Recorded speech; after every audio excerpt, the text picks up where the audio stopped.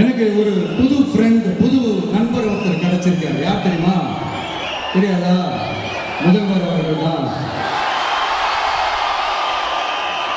இப்போ ஒரு நிருபர் ஒருத்தர் கேட்ட கேள்விக்கு எனக்கு எதிரிகள்லாம் யாரும் இல்லை, அவங்க எல்லாருமே எனக்கு நண்பர்கள் தான் அப்படின்னு சொன்னாங்கல்ல.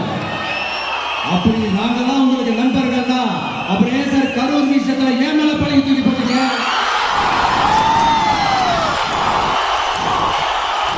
உங்களுக்கு மனசாட்சின்னு ஒண்ணு இருந்தா அப்படி பேசிருப்பீங்களா?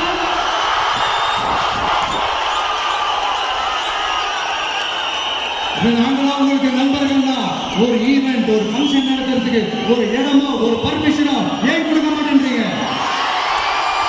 எல்லாத்தையும் நீங்களே பண்ணிட்டு போற போக்குல அப்படியே பொய்களா அடிச்சு விட்டுட்டு இருக்கீங்க. உங்களோட உண்மையான நண்பர்கள் யாருன்னு சொல்லட்டுமா? லஞ்சம், ஊழல், அரசியல் ஆதாயம், இதெல்லாம் தான் உங்களோட உண்மையான நண்பர்கள்.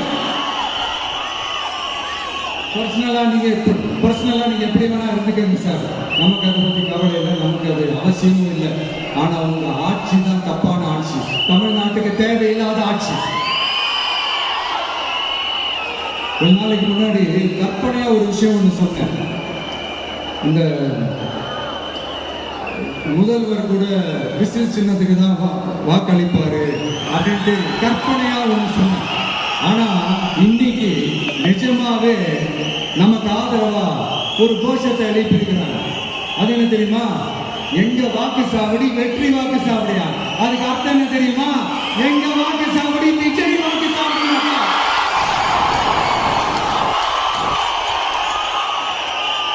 அது சரி, மக்களோட இந்த ஆதரவை பார்த்துட்டு அவர் அறியாமலே எப்படி பேசிட்டாரு என்னமோ தெரியல.